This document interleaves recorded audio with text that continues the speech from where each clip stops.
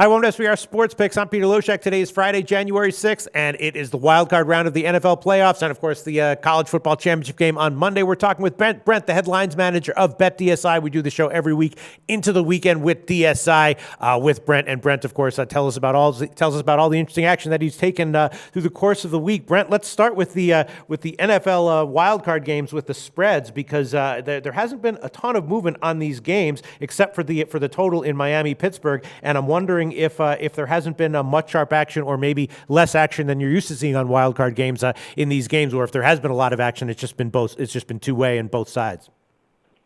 If you give us enough time, we might actually get it right with these numbers. It looks like maybe this week we got it right.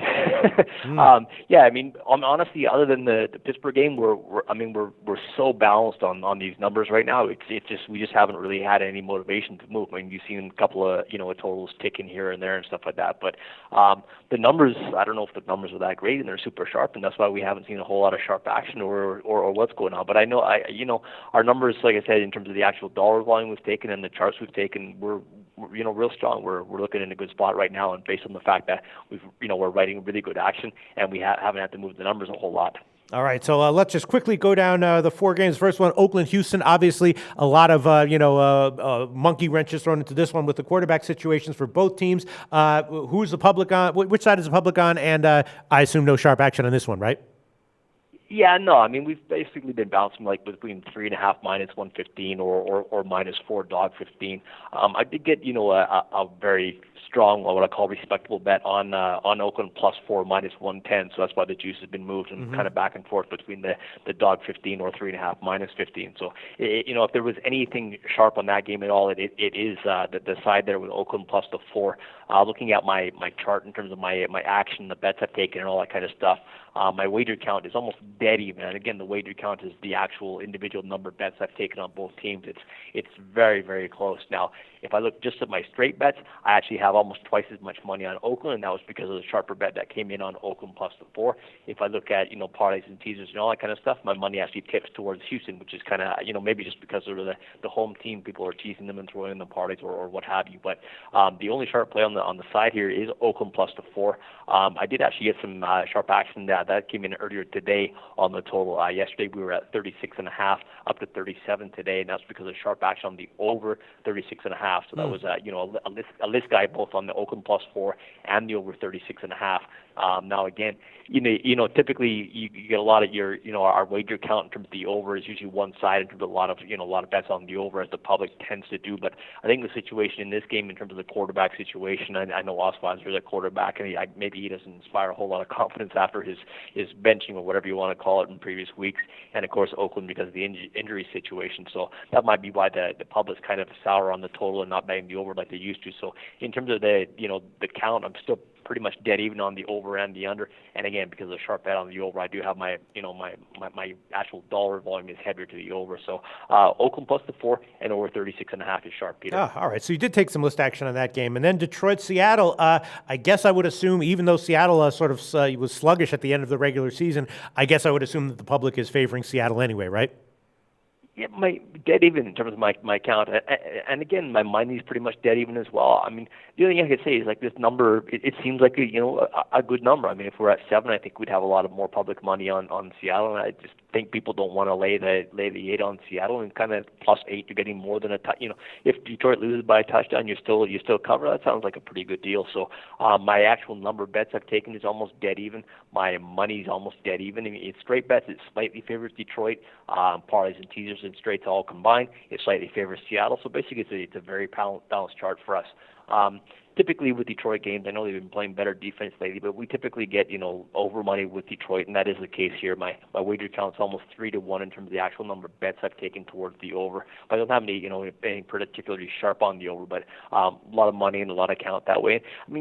Talk about Seattle. There's I don't know, this year, the playoffs I find quite intriguing, but there's so many teams out there who could do, a lot better than expected. And I think Seattle, they did kind of limp into things, but at home they're so strong. They were like 7 7-1 on the year. But I mean, typically at this time of year, the teams that make the playoffs are strong at home. But I mean, Seattle could catch fire. They've done it before. But I mean, on the road, I just don't know if I want to get behind them.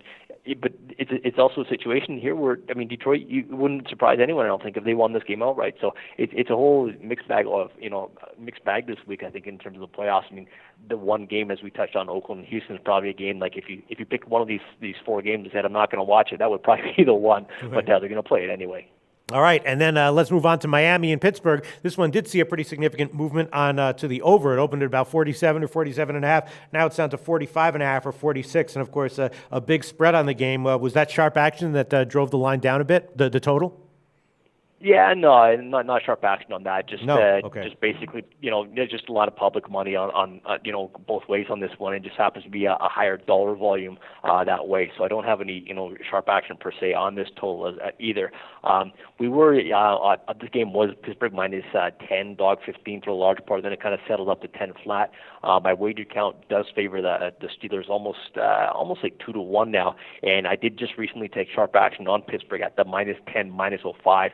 And as of this recording right now, we're actually 10.5 on Pittsburgh now. So that line has gone up from 10 dog 15 up to 10.5, and that was a sharp play on the side, minus 10.5. Peter. Wow, a list guy hit Pittsburgh at minus 10. That's correct. Yeah, so we're 10.5 right now. Wow. But again, I mean, my count in public is all over Pittsburgh, and now I got the sharps behind them as well. Wow, that's a little, I have to admit, I'm a little bit surprised to hear that. And then let's move on to maybe the most controversial game of the week, or maybe not, the Giants and Green Bay. Every handicapper that I've done videos with this week is kind of liking Green Bay quite a lot. But of course, the Giants have a history of surprising in the playoffs when they, when they're a wild card team like this. I'm assuming that there's big two-way public action on this game, and I don't know, I couldn't even guess about sharp action. What can you tell us about Giants and Green Bay? Yeah, you're right in terms of the good two-way public action. Yeah. I mean, my count is like dead even in terms of the actual number of bets I've taken on this game. Again, yesterday on this one, we were sitting like 4.5 dog 15 on Green Bay or 4.5 flat. We're up to 5 minus 115 right now. Again, this is the hot off the presses kind of stuff in terms of the sharp action coming in on Green Bay. Sharp action that we took actually today, Friday, was Green Bay minus 4.5, minus 05. So right now we're at minus 5, minus 115. So my money into the actual dollar volume I've taken on this game is almost 3-1 favoring Green Bay because of that sharp action. I do have good two-way action in terms of the public, getting on both these sides, so that's good for us. But definitely sharp action on Green Bay here. And I mean, I'm certainly no world-class bettor in that. But I mean, the Giants are one of those teams who you could see knocking off Green Bay, going into anywhere and basically beating anyone. I mean, if you look at Dallas, I mean, they lost basically Dallas lost two meaningful games all season long. I mean, last week against Philadelphia, you don't really count that, and the two losses were to the Giants. So I'm sure Dallas doesn't want to see the Giants, and I think the Giants could be just about anybody. But that's my opinion. Throw it out the window and take what the sharps have, and that was Green Bay minus 4.5, minus 05. And actually early in the week, I did actually take money line action from a list guy as well on Green Bay. That was at minus 185, and now because of this recent sharp action, we're all the way up to 245. So the sharps, like I said, it was an initial bet during the weekend on the money line, just the money line, not the spread, minus 185. Now today I've taken sharp action on Green Bay to the side, minus 4.5, minus 05. Total, no surprise, I've got a wager count of almost 3-1 favoring the over. My money's favoring the over, but no sharp guys on that. Wow. All right. So there was actually quite a bit of sharp action on these four games then, despite the fact that the lines haven't moved that much.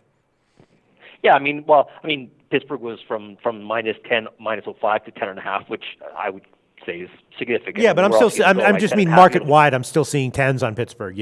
Yeah, I think if you by the time we've done this show, I think you'll see that might have changed. Right. All right, and then let's just talk quickly about futures. Of course, once the teams and the seedings were set, the futures odds to win the Super Bowl and to win the respective conference championships came out, and some of those futures odds I know can take significant betting action from both the public and especially from the sharps. Did that happen this year? It's a couple of teams I think are kind of interesting in that I took sharp action, for example, on Kansas City earlier in the season. That was at like 25-1. That sharp money came in on them, and also it was like I think plus 1150 to win the conference and stuff like that. And lo and behold, they came out and scrapped away, and ended up winning their division. So they get and getting the bye as well, which is obviously quite a big deal sometime in the playoffs. New England as well. I mean, New England is they're one of those teams where you figure the number is always so low that the sharps aren't going to get involved in them. Yeah. But during the season, we did take money on New England plus 410, and again with the quarterback stuff at the start of the season might have had something to do with that. But even since the field has been set, we did take sharp money on New England again. It was plus 190 they came in. I'm down to plus 170 right now. And if you look at even at the at plus 400 and stuff like that on New England. Just you're looking at the big picture. If you equate that to a break-even win percentage, that's 20%. So when the season started, you figured New England has at least a 20% chance to win the Super Bowl. It's they're just always so good, and they're always win the division. They always get home field. So me thinking that my mindset is that New England's always a public play because they're always a public play. But this was a case where the Sharps actually found value with them as well. So those two teams I think were kind of intriguing. And again, two more teams that I kind of you wouldn't want to mess with, I don't think, is Pittsburgh. I got sharp action on them as well. That came at 9-1. And Atlanta actually to win their conferences, where that came in at plus 450. And Atlanta is one of those teams too. You could just see them. I could see them beating anybody, and they're obviously going to get the break at the start. They're going to have the home field probably. They're going to have the home field in the next game. And Pittsburgh, again. Pittsburgh, let's assume they win this weekend and go into Kansas City next week. Could you see them beating Kansas City? Yeah, Kansas City was good enough to win their division, obviously, but Pittsburgh's got that offense. They got the running back going so well. Their defense is tight. Those teams are very, very evenly matched, but you could see Pittsburgh coming ahead.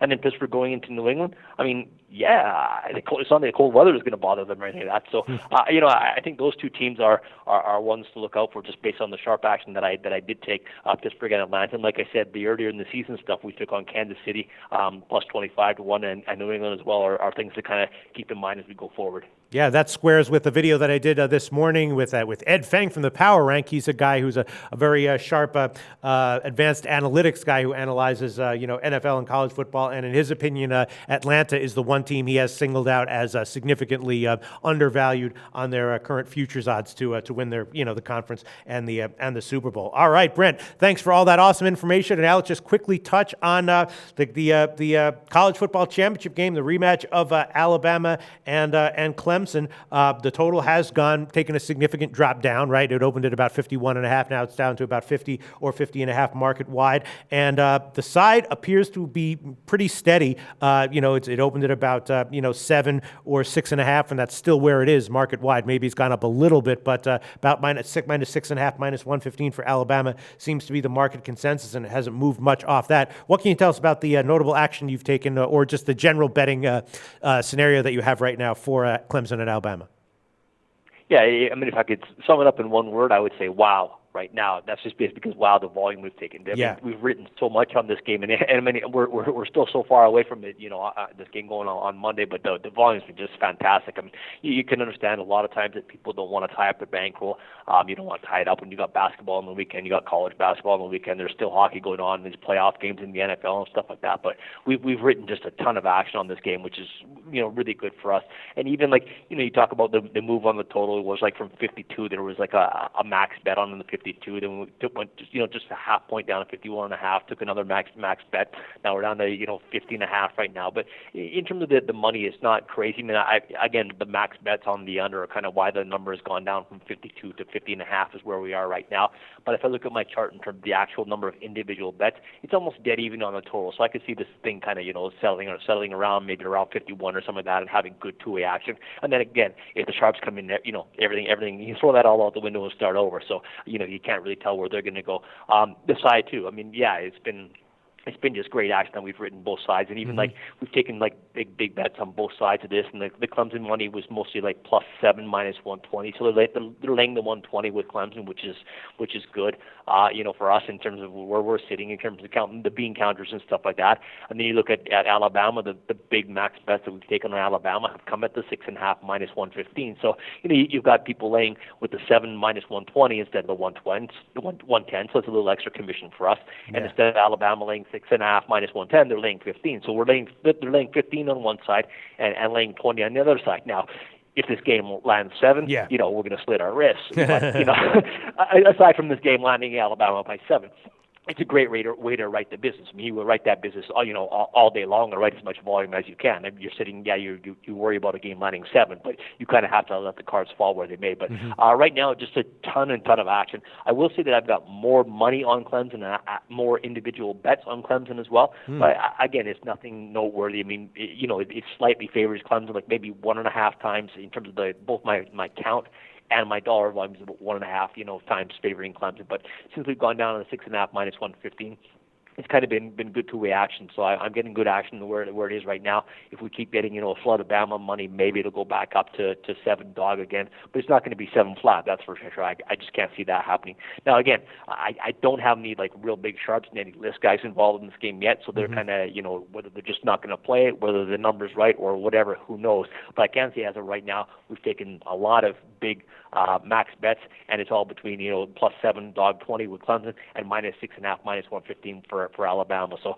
let's just hope for a great game and that it doesn't land 7. Yep. All right. There you go. There's the betting action profile for the College Football National Championship game. No notable sharp action as yet, but a ton of public action, and even the dip in the total was also not caused by top list guys, just max bets from the general public. All right, Brent from Bet DSI, really appreciate it. Thanks so much, and we'll talk to you again next week for the divisional round of the NFL playoffs. Go to SBRodds.com. Browse, compare, and shop live odds available at top online sportsbooks.